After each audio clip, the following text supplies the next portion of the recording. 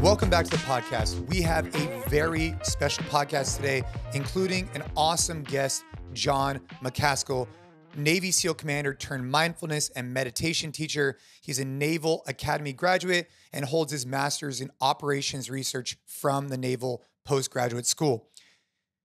Jon has served in Iraq, Afghanistan, off the coast of Somalia, and in Panama. He serves as the Deputy Executive Director for the Veterans Path, a nonprofit organization that works to introduce meditation and mindfulness to veterans to bring them a sense of peace, acceptance, transformation, and honor. Now, how we got here. I am very passionate about supporting law enforcement groups, and we have had the privilege to work with CBP, Customs and Border Protection, in particular, their SRT unit. And over the years, what we've worked on with them is a variety of different things, including monthly webinars where we bring on different subject material experts and I interview them to deep dive into questions the SRT team has and or provide feedback so we can enhance that group. Well, as I was on a webinar or call with Jon, I was blown away by his expertise. I was blown away by the impact that he was going to make for the SRT, that I asked if we could have permission to release this publicly because I just thought it was such a profound impact on lessons that he's learned about how to utilize breathwork and meditation. And so today's episode was originally designed as a webinar specifically for CBP SRT, which we're now also sharing with the world. I am confident you'll get a lot of value in this. Sit back, listen, take it all in. Jon's background is very unique, and I believe that what he has to share is very impactful. Really appreciate you guys listening. Let's dive into an incredible episode with Jon, and thank you, CBP SRT, for allowing us to share this. Let's go. All right, gentlemen, we have a phenomenal guest with us today, Jon Macaskill. It is a pleasure to have you for an opportunity to speak to the CBP SRT folks about all the lessons you've learned about meditation, about breathwork, about the different things that you've incorporated in your life that have made a dramatic difference. These guys, they're out there, they have a difficult job. And as operators, there's a lot of stress that's kind of encompasses that. And better than most about what that's like. And you've been able to utilize tools to help you overcome that. So I'd love to dive into this. Perhaps we could just start off, Jon, with just a little bit more about your background and how you even got to where you're at today would be really helpful. Yeah, right on, Jason. Well, first off, it's an honor to be here with you and speaking with this audience, man. It's an audience that is near and dear to my heart. I work with CBP over at their Leadership Institute, and I do some work with them there, and always such a great crowd, such great work that you all are doing. So thank you for having me. That said, a little background on me. I'm a retired Navy SEAL commander. I served in the SEAL teams from 2003 until 2020. I was prior enlisted prior to that, and then did some time at the Naval Academy. And in 2005, I was involved in an operation that went sideways, and we lost a lot of guys. I'm sure you guys have all seen the movies or read the book about Lone Survivor, Operation Red Wings. Well, I was connected with that operation. I was not on that operation, but I was supposed to be, and things changed towards the end there, and ended up sitting in the Joint Operations Center, so on the phones and the radios, kind of helping to run the logistics and administrative and control side of the operation. And I was there when the guys were compromised in the field.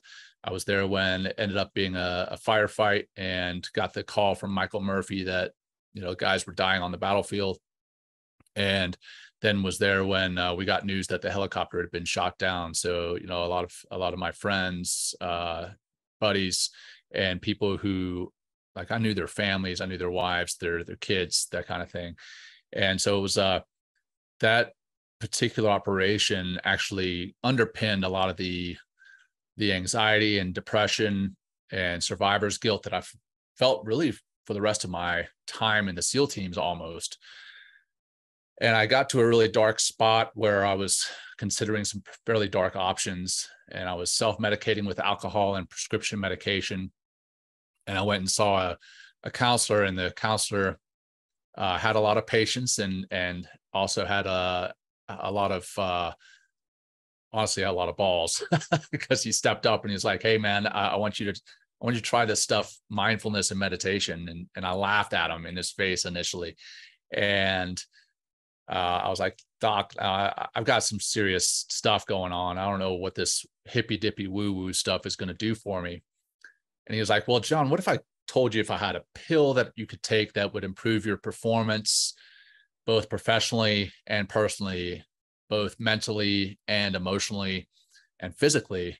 And I was like, "Yeah, doc, if that's a pill I can take, I'll absolutely take it." Because, as a special operator, much like many of you guys listening to this, you're always looking for an edge, whether that's an edge over the enemy or whether it's an edge over your buddy right next to you, right? You're always looking for an edge.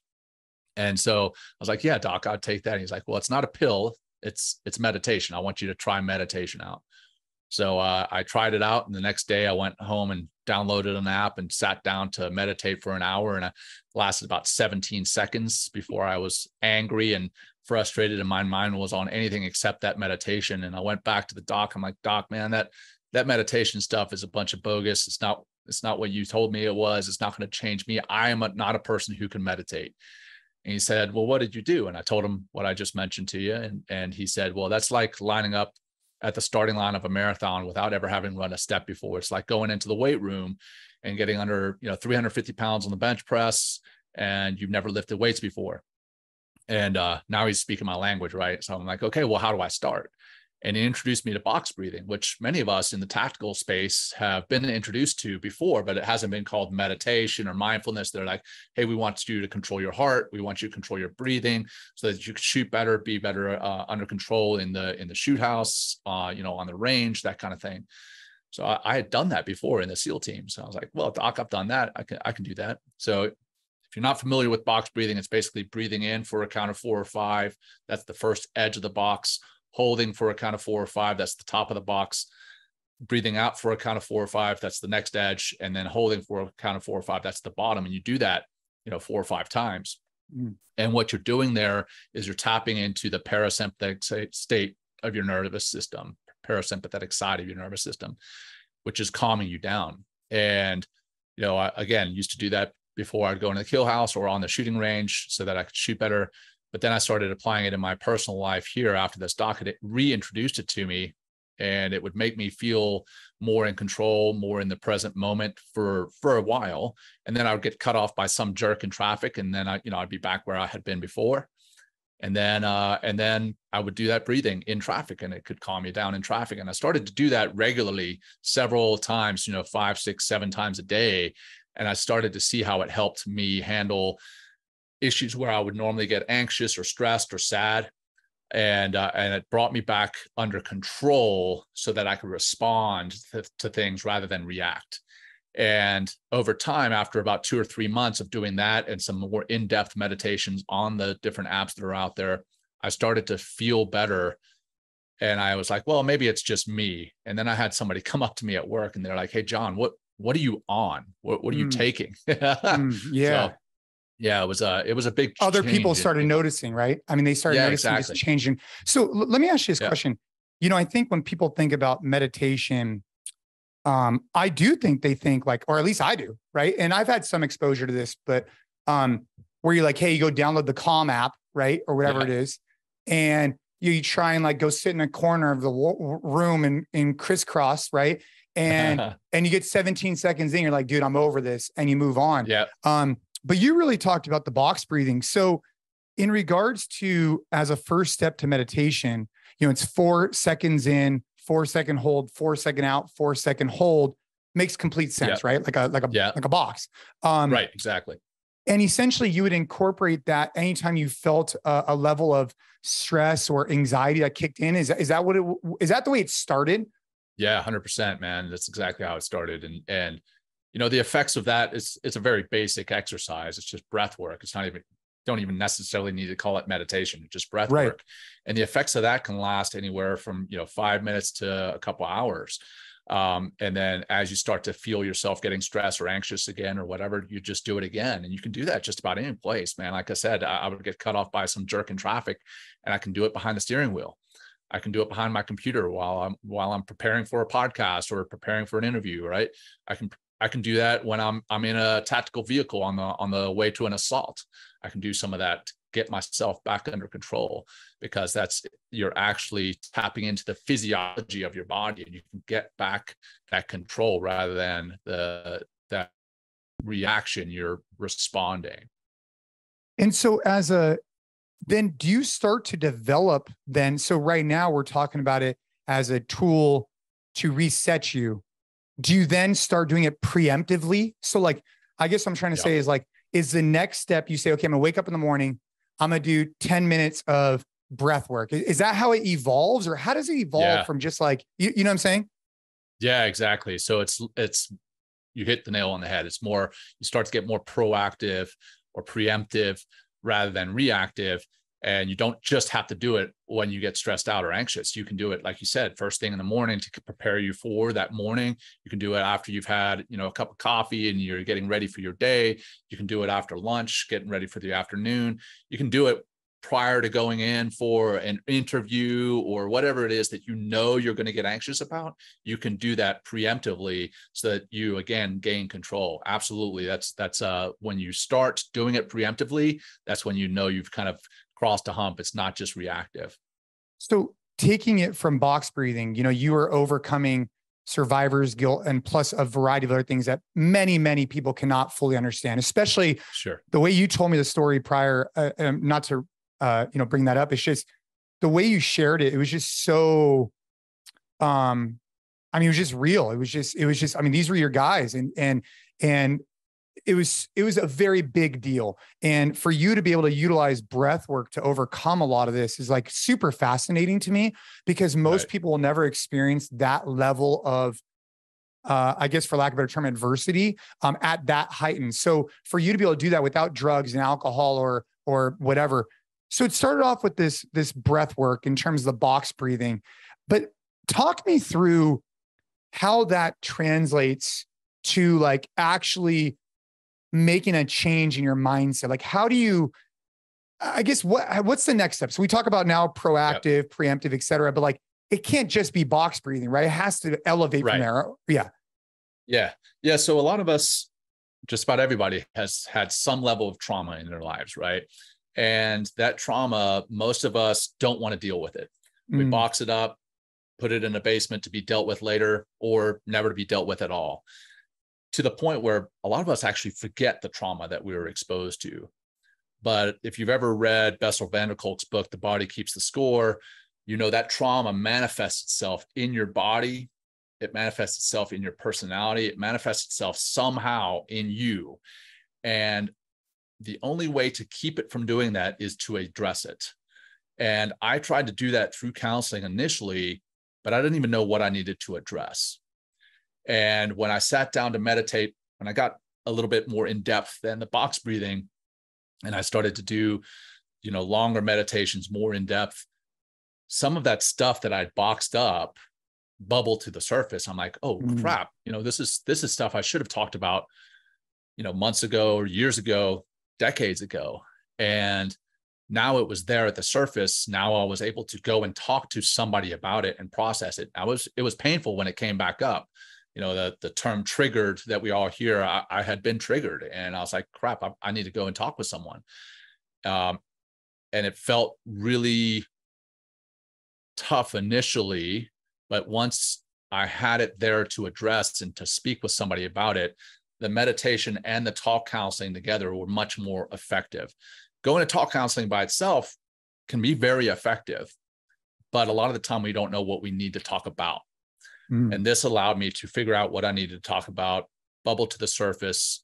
And then I was able to do the talk therapy, some of the other modalities that are out there, hypnosis, some of those that now I was able to address these things in a much more healthy and productive way. And then I was able to get past it.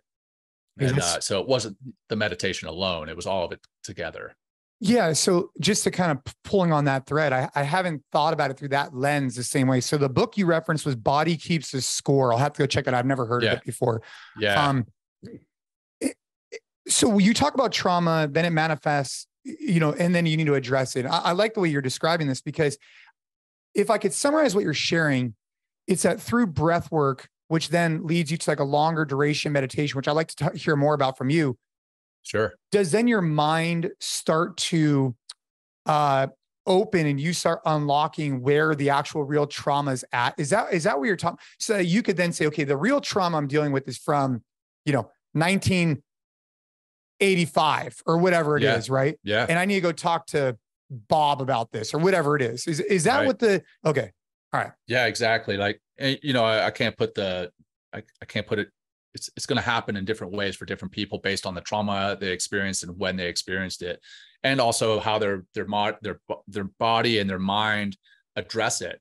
But yes, that's the kind of the distilled version, is that you get to find these traumas. Like for me, I was definitely addressing the Red Wings operation initially, and that was a big piece of it. But there was other pieces that were from my childhood, from my schooling, from time at the Naval Academy, different things that, maybe weren't necessarily traumatic as one may normally define traumatic.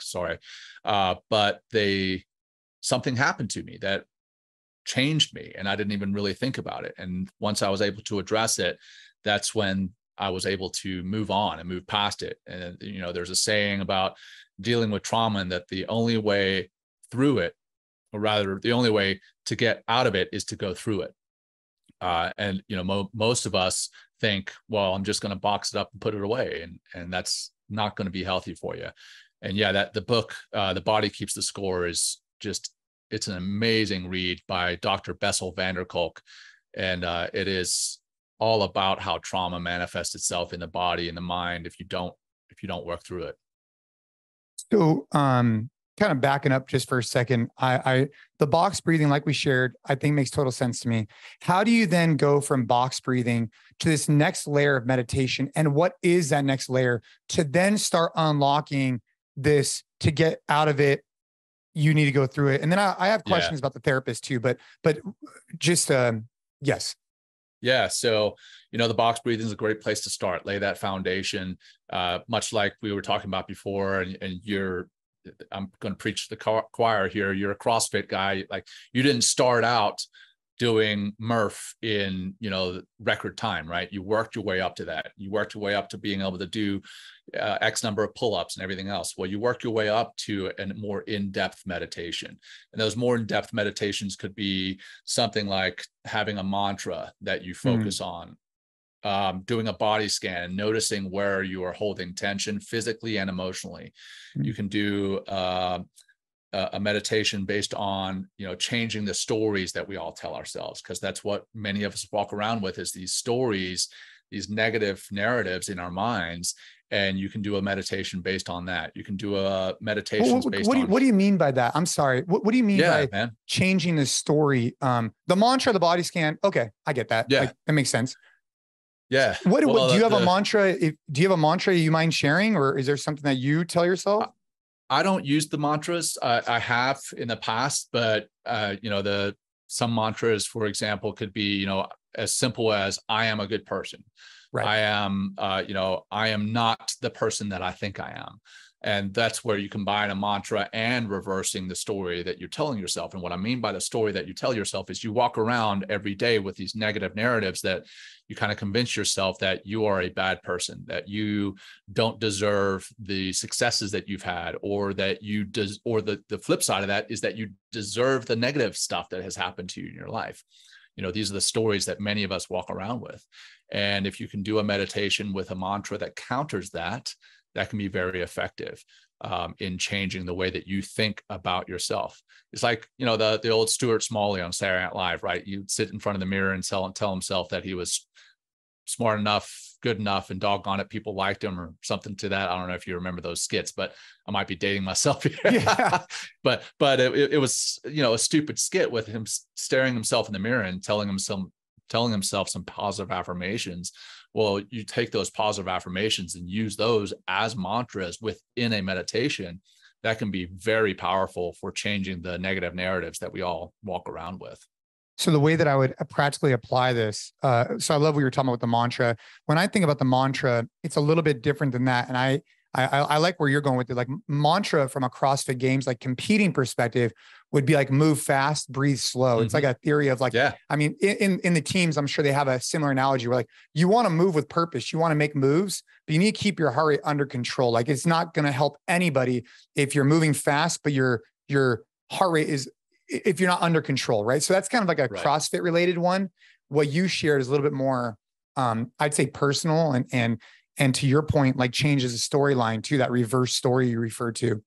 Yeah. So if you're utilizing this box breathing and you're incorporating these different body scans, reverse stories, mantras, you could then, I guess, go for as long as you need. Is that the way you would look at it? So like, let's just say you wake up in the morning, you start your box breathing, you start some of these things, you say, okay, you just go until your body feels fulfillment. Is that the way it would work? I wish it was that easy. Like, okay. Hey, like you would like you're in the meditation and you feel this switch and like, okay, I've reached enlightenment. I've reached fulfillment. I'm at full capacity now. Yeah, I'm good. I haven't gotten to a point where it's that clear and distinct, but I can definitely sit in a meditation. And there are times when I've got so much stuff on my mind that in that meditation, it helps to settle that stuff and I can feel more settled. And with that, I find a sense of peace throughout my day. Now, it's not a line that I cross at 13 minutes and 27 seconds every meditation. There's going to be times when it's going to take me 15 minutes to potentially reach that moment. And there's going to be times when it might take 30 minutes to potentially reach that. And then there's going to be times when I'll sit for an hour and I won't even reach that, because that shouldn't be the goal of the meditation. The goal of the meditation should just be to sit. And if you reach that, that's bonus.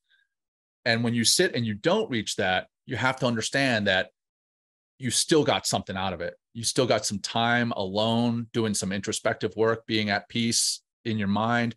It's just like the times when we go to the gym, right? We stay consistent. We hit a workout and we're like, man, that workout just was not that great, but it was still a workout and you're still better for it.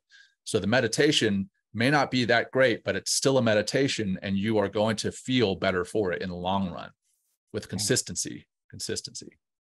So, which makes total sense to me. What are some tips? I want to get to the therapist component, but what are some tips on, you refer to, 15 minutes, 30 minutes, an hour. I imagine this is pretty straightforward, but you take your phone, you probably put it outside the room. What type of things do you do to set yourself up for success? And what environment do you find it most successful? And so speaking for myself, I find that, sometimes I just feel like there's just a lot of noise in my head, not necessarily negative noise, just like noise, like we got to do this, we got to do that. Let's go. We got to elevate here. We got to make this move. I got to go play catch with my son. Like all these things, not so much negative, but just a lot of noise. And I find that the cold plunge, in particularly, I'll refer to the sauna. The sauna is a place where I could find my breath a little bit better and I could actually relax myself more. Do you find anywhere is better than another, or how do you do that? Yeah. Well, you got to kind of experiment and see what works for you. Like you mentioned, you found the sauna. Some people, the cold plunge does work for them, although that's a pretty intense way to find your breath. And it's pretty short. Yeah, it's pretty short. Yeah. Right. That said, I am a big fan of the cold plunge, but I digress. Yeah. As far as finding a way to do it, this thing, man, the smartphone, this thing will eat up so much time in our day, and we will convince ourselves that we don't have time to do X, Y, or Z. So a lot of the time when I speak to an audience, they're like, I don't have time to meditate for 10 minutes a day. My day is consumed from the second I wake up. Well, how do you wake up? Well, most people use these as their alarm clocks. They use their phones as their alarm clocks. And then they shut off their alarm or maybe hit snooze a couple of times. But once they are finally done, what do? They start checking social media. They start checking email. They start checking their bank accounts, their text messages. And before they know it, they've eaten up 20, 30, 40 minutes before they even get out of bed, right? They're laying there in bed, checking all that. One, that's a terrible way to start the day. You start off reactive from the get-go. So what I recommend is don't use your phone as your alarm clock. Find something else like a traditional alarm clock. Find maybe your watch to wake you up. And then when you wake up, go take care of your bio needs, brush your teeth, and then go and find a quiet place. For me, I use my closet. I have a walk-in closet. If I go out to my living room, I will grab my phone and I'll start doing exactly what I just mentioned, because I'm no better than anybody else. I can get distracted just like everybody else. So I go into my closet and I have an Amazon Alexa in there, and I will actually have an Alexa meditation run through, and that way I don't get distracted by anything else. I'll go through and I ask Alexa to run me through a meditation. There's different skills on Alexa that can do it. And I will sometimes just do my own quiet time, like nothing, no meditation, no guidance, just sit with my eyes closed, because that's comfortable for me. You don't have to meditate with your eyes closed. You can do it with your eyes open. But I will just sit in silence, because very rarely do we ever sit in silence without our phones around. We'll be doing something. So if I just sit in silence for 10, 15, 20 minutes, what happens is you actually access what's called the default mode network, the DMN, default mode network. And that is times when your brain can actually calm down enough. Your mind doesn't stop, but it goes into a state where you can think about things that you haven't thought about before, access creativity that you haven't accessed because you haven't given yourself time to, maybe solve solutions that your brain has the solution for, but you haven't sat down and been quiet enough to access that solution. And so sometimes solutions to problems that I've been thinking about for, a week, the solution will pop up in a meditation, because now I've given my default mode network enough time to actually activate. So default mode network. I've never heard of that.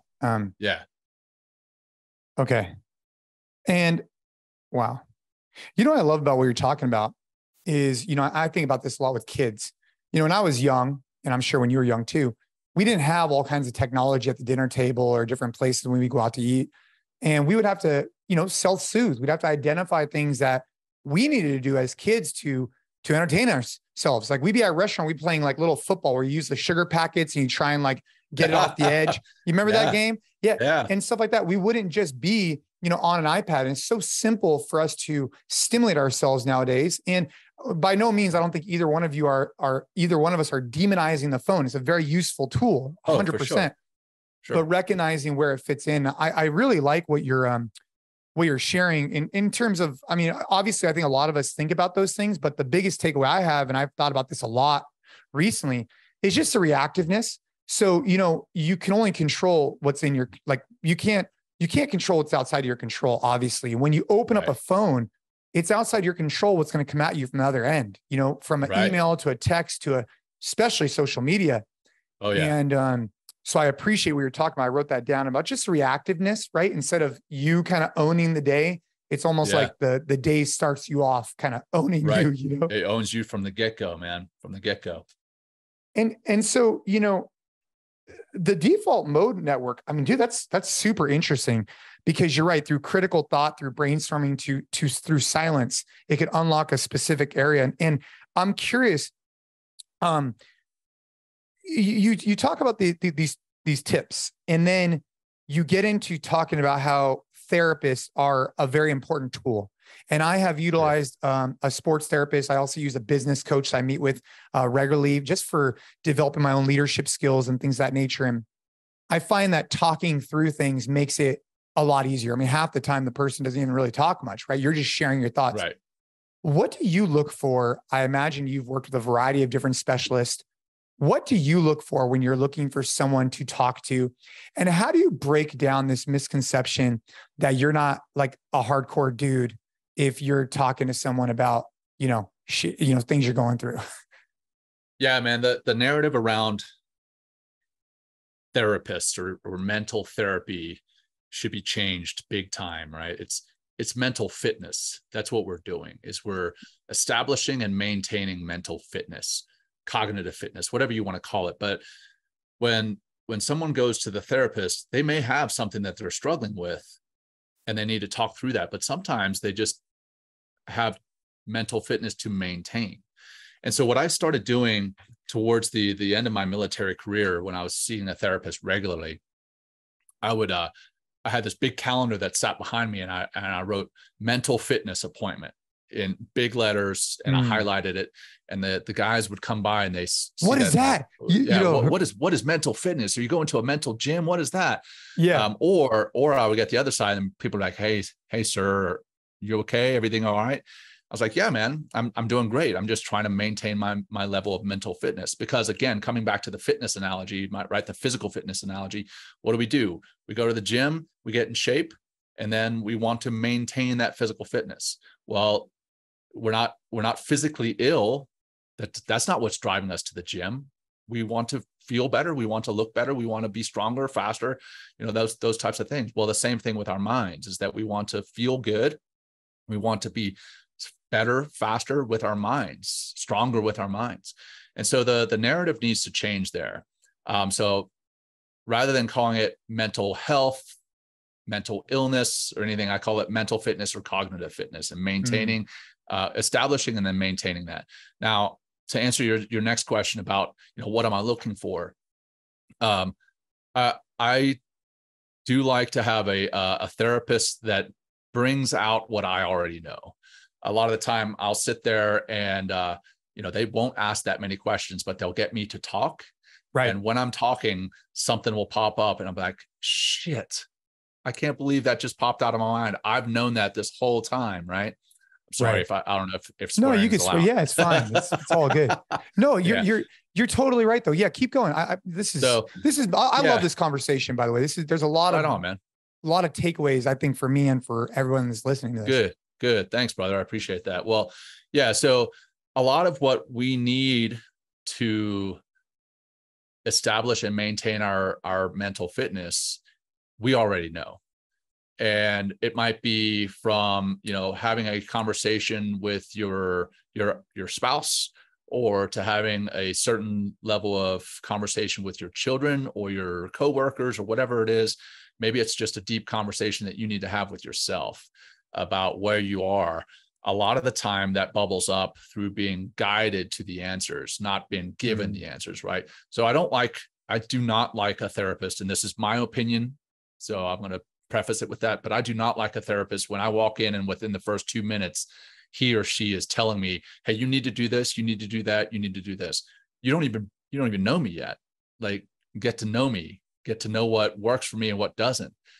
Don't just give me something that's off the shelf that has worked for 5% of your patients. Give me something that is tailored to me, and most of the time that's going to come through talking to me, and most of the time it's going to come from me.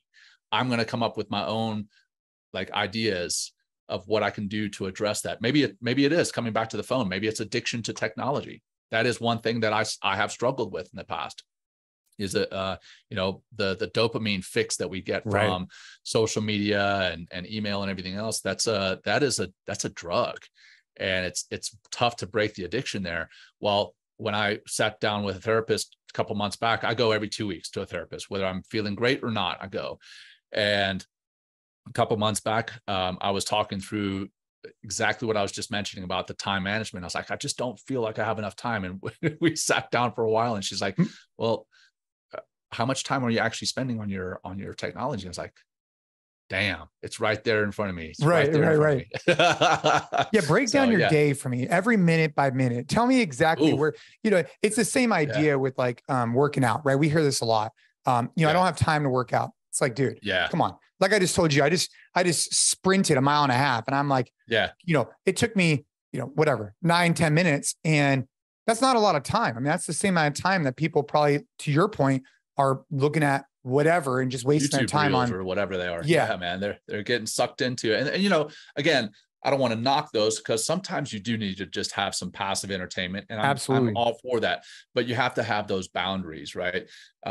So I think the technology is great for many, many things, connecting people that never have been connected, never would have been connected in ways that we never would have been connected. But we can also get down those rabbit holes, and before we know it, we burn up a lot of our time. So coming back to your question, my day to day, it varies greatly day to day, because I'm an entrepreneur like you are, and we're kind of doing a lot of different things all the time. But I time block from 5:30 in the morning until 8:30 in the morning for working out, eating right, and spending time with my family. And then the evening is something to that effect as well. Like the Similar, evenings yeah. are untouchable, right? I very rarely break on my evenings to, do a Zoom call or anything like that, because that's time with my family. Now, in between those two time boxes, I do have a virtual assistant, or not a virtual, an executive assistant who I've hired to help me manage my time, because that can get away from you real quick. As a matter of fact, she helped to set this call up, right? Yep. So yeah, so she's fantastic. But identifying what your priorities are, looking through your day and making sure that everything in your day is in line with those priorities. I think that's absolutely critical. Again, most of the time, we will end up scheduling things that don't even align with our priorities. And we say, you know what, that needs to go away. I don't need to have that phone call with this person or that person. I don't need to, jump on social media at this time or my email at this time. Block out those times as well. Block out, hey, this time is for social media. This time is for me to check my email.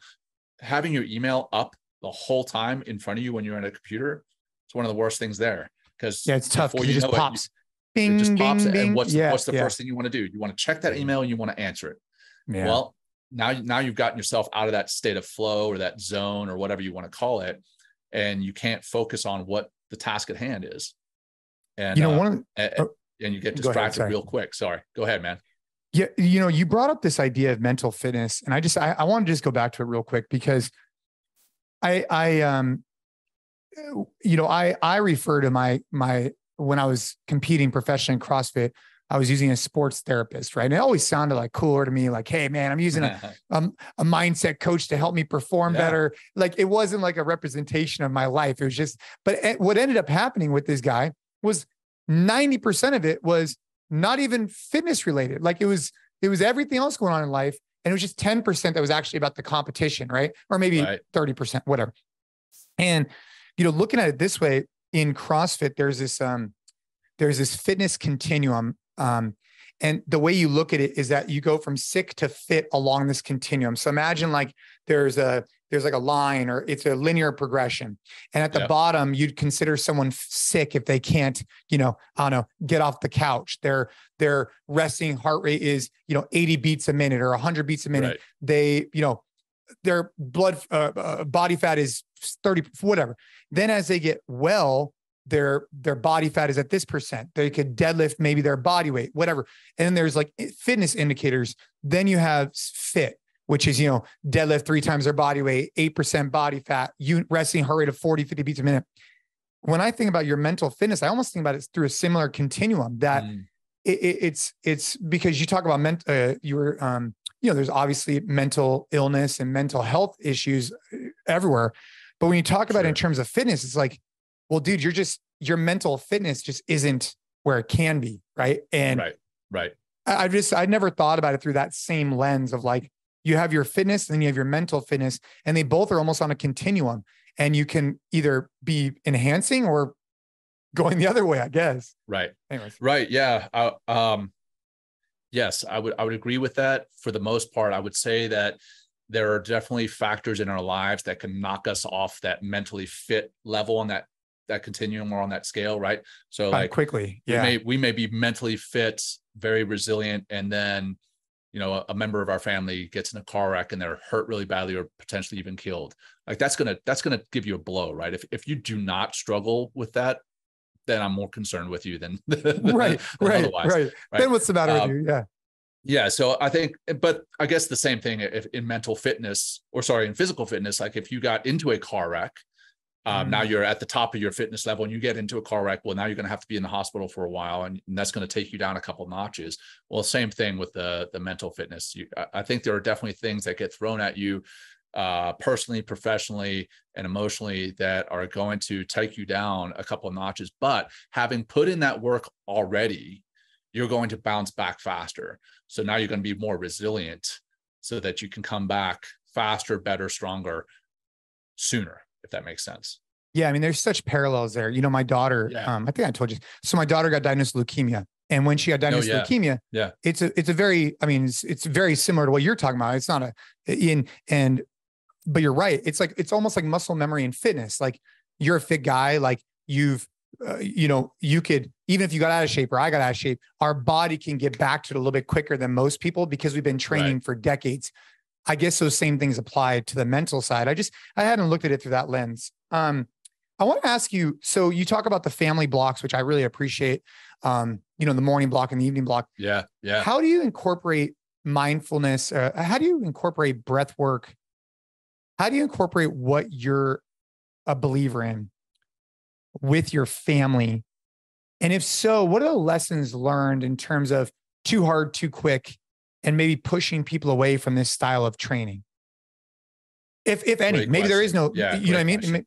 Yeah. No, I think just like anything else, too hard, too quick, there's absolutely a level of it, right? Like, I grew up running track and cross country, and my coach was like a second father to me. And I still stay in close contact with him to this day.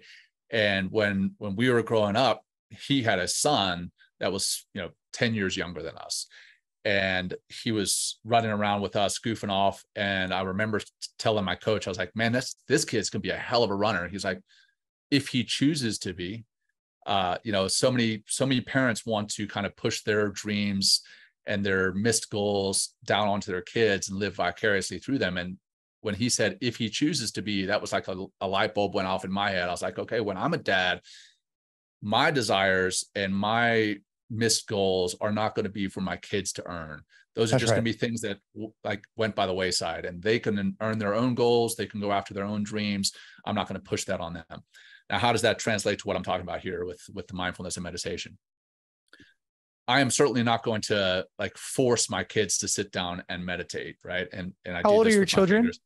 I've got a 6-year-old, a 4-year-old, and a 2-year-old. And my 6-year-old, I think we talked about this earlier. When she was 6 months old, she had a massive tumor on her liver, and we had to go get it cut out at Boston Children's Hospital. And that's right. Phenomenal organization and institution there. So anyhow, she's 6 years old now, strong and healthy, 6 going on 16, right?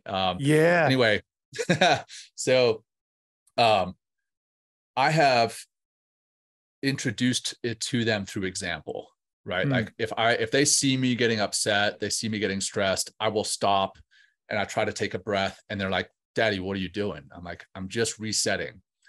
And I have seen my kids do that. I actually posted a video last week on LinkedIn where my little girl was scared to do something. My 6-year-old girl was scared to do something. And my little boy's 4 years old, he was convincing her to do it, trying to like celebrate her. And because he had done it, he's like a little bit more gregarious than she is. And he had done this thing, jumping off this platform, and he was trying to talk her into doing it. And I just happened to catch it. I heard them talking, and I came around a corner and I started videoing them. They didn't know I was. And he's talking her into it. He's like, just breathe. And then she's on this platform and she goes, I can do this. She did it with her eyes closed, and she says, I can do this. And she did it. I was like, holy cow.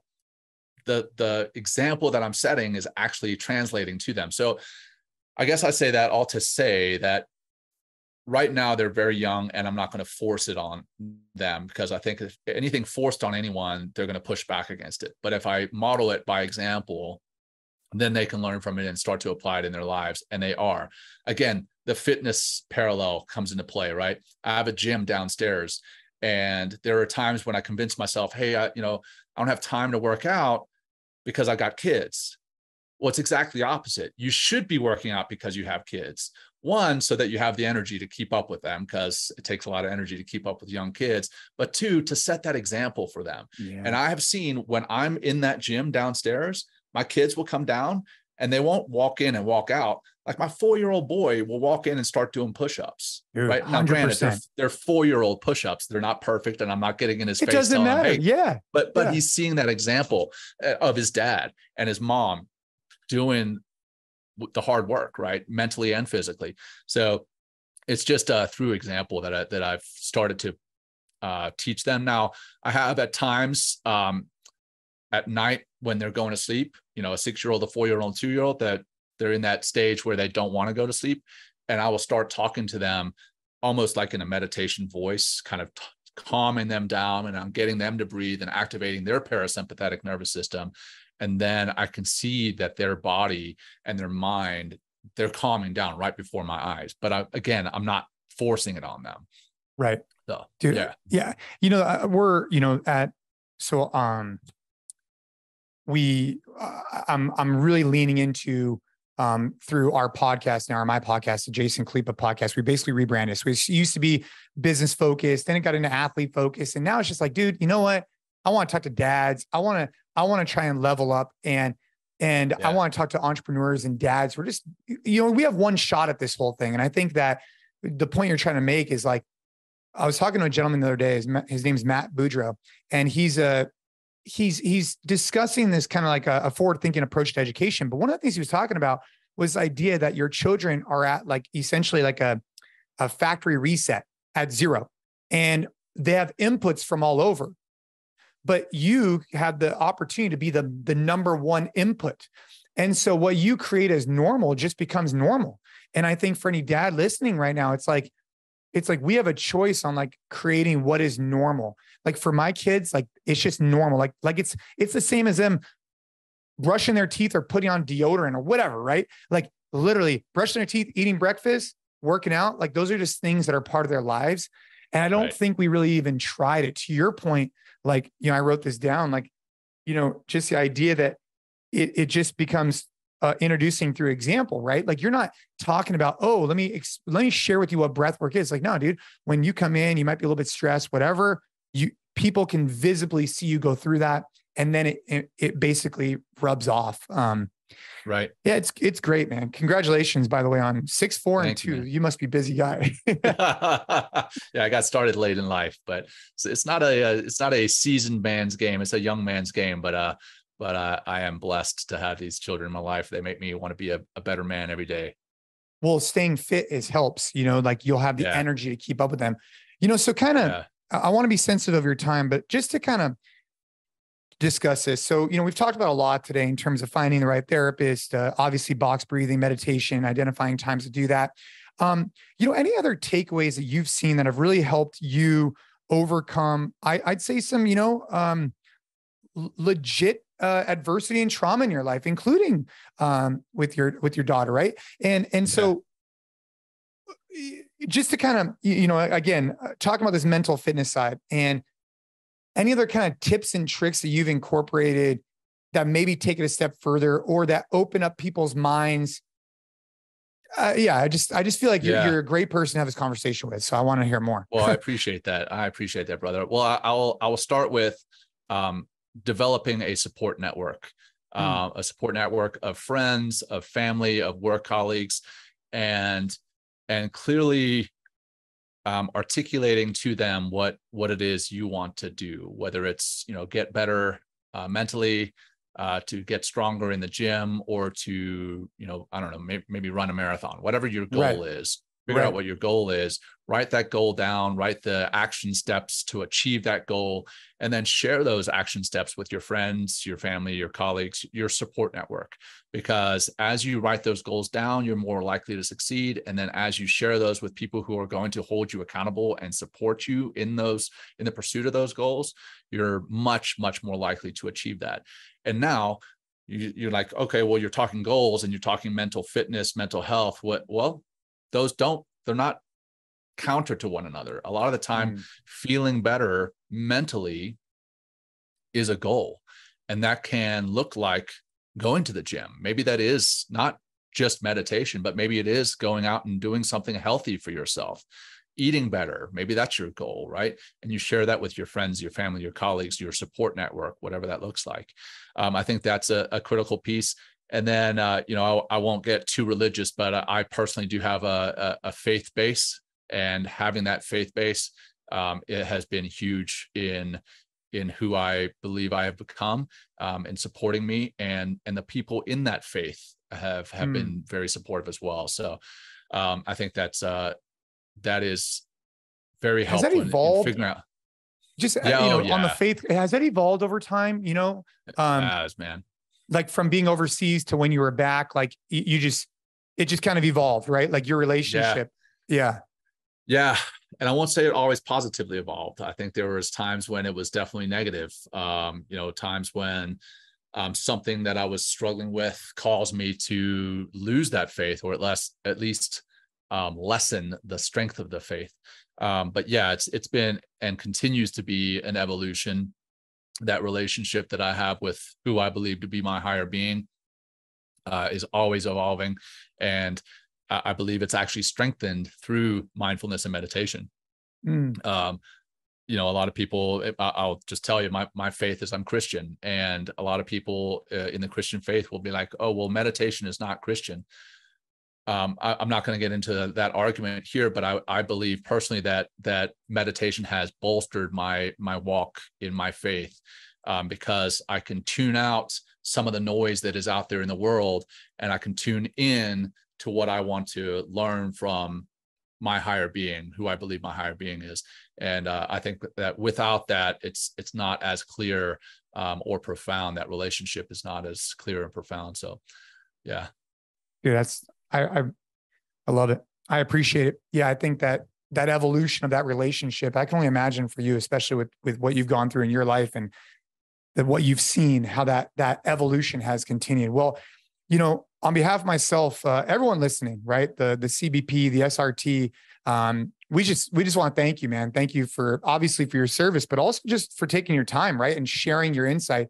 I'd love to do this again. I think that we could, there's more to unpack here, but I think for what this is, there's a lot to unpack for today. So I appreciate you. Where's the best place if people want to kind of know more about your story, or engage with you maybe as a speaker or whatnot? Where's the best place to go?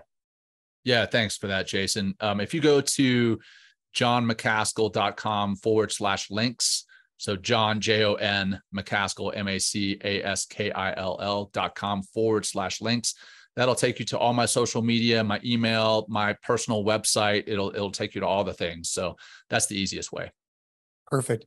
I love it. Well, hey, I hope everybody has a great day, and thank you so much for your time. And until the next time we chat, I'll see you soon.